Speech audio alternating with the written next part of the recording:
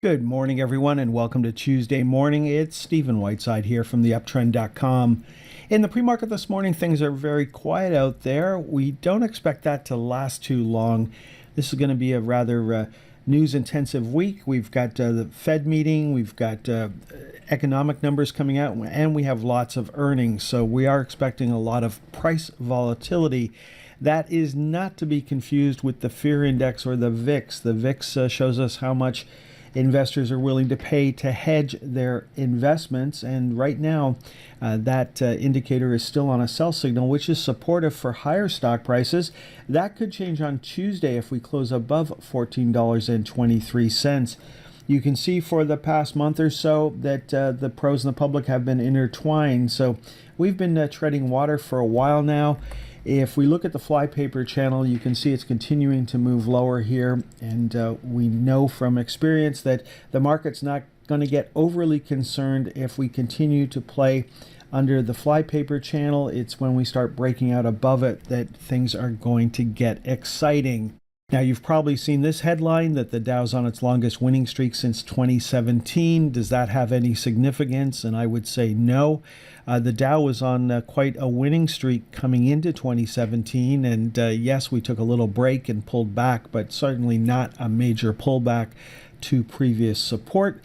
And the market continued to move higher after the pullback. So does it have any major significance at this time? No, it does not. And of course, the Dow really doesn't have much significance at any time.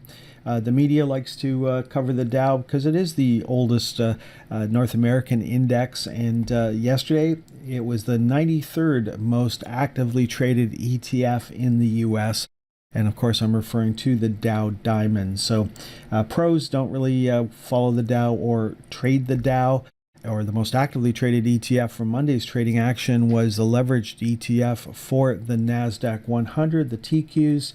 And yeah, we traded below the lower channel line, but we did not close below it. So looking for a close on Tuesday below $42.67.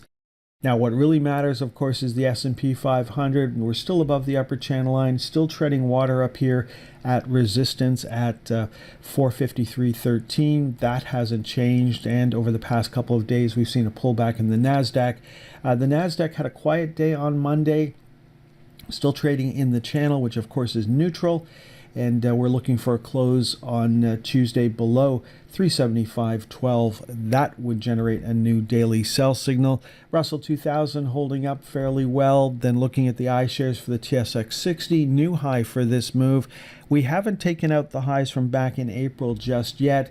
In the US, the iShares for Canada have taken out those highs and have moved up to the next price target at 35.94. We closed at 36.01 yesterday. So we're still stuck to that price target. You can see that if we continue higher from here, our playing field would go up to 37.50. Next up, let's take a look at the world of crypto. And last week we noted that Bitcoin had rolled over onto a sell signal. It continued to move lower on Monday. Now we've got Ethereum back on a sell signal as well. Looking at some of the stocks in the crypto world, we've got Coinbase in the channel, looking for a close on Tuesday below 94.06. Then looking at Marathon, sitting right on the edge of a new daily sell signal. We would need a close below 16.37 on Tuesday. Then looking at some of the stocks traded in Canada, we got Bitfarms on a sell signal, we've got Galaxy, we've got Hive, and we have Hut 8 on both sides of the border already on a sell signal. Next up, let's take a look at commodity prices, starting with the USO, making a new high for this move, heading towards those highs from back in April. Then the price of gasoline pushed through the April highs a long time ago.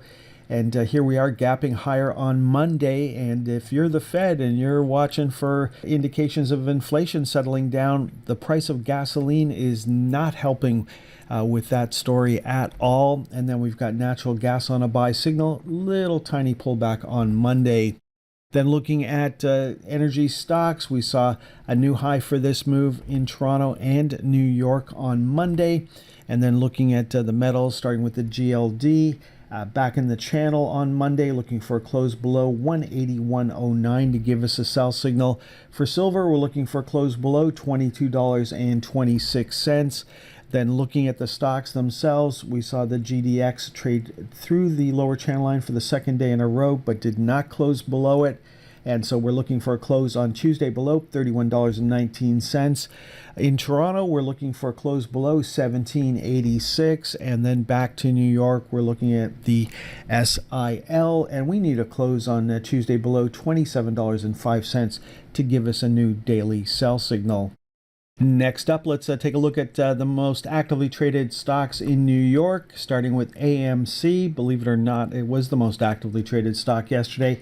We were on a buy signal. We popped. If you had an order in at 469, it got filled at the open, which was way up there at 584. So congratulations. And then if you had an order in at 547, it also got filled at the open yesterday.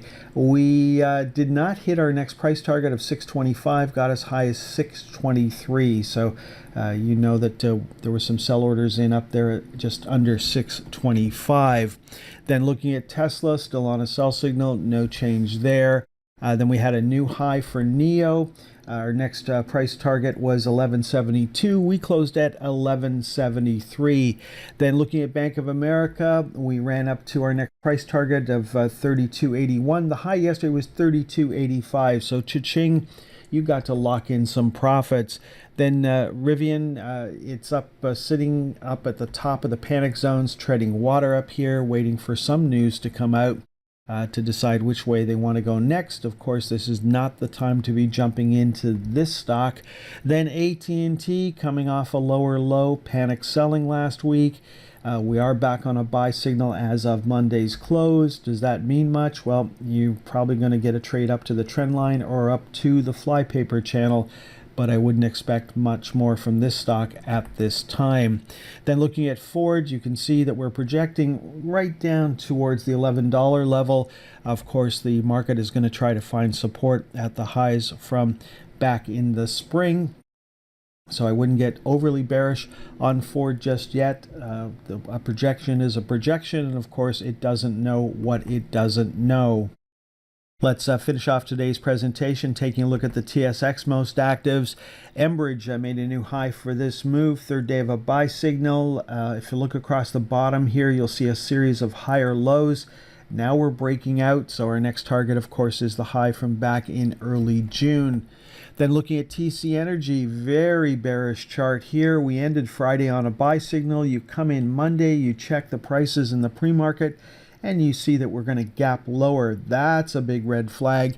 And then look at this. We put in a high, lower high, lower high, a low, lower low, lower low. That's a very bearish chart.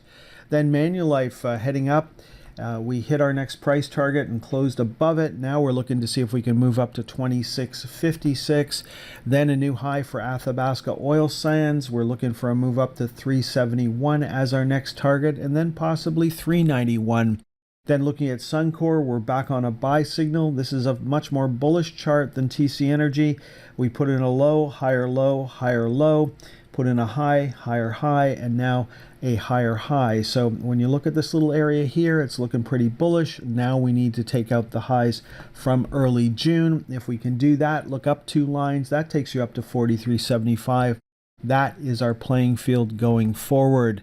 Then looking at Baytex Energy, we're breaking out towards the 508 level. And then if we can take that out, then 547 comes into play. Okay, folks, that is all for this morning's presentation. So far, it looks like we're going to have a fairly quiet open on Tuesday. We've got the Fed meeting coming up and lots of earnings this week, so lots for the market to digest. Enjoy the rest of your day. Next time you'll hear my voice is on Wednesday morning.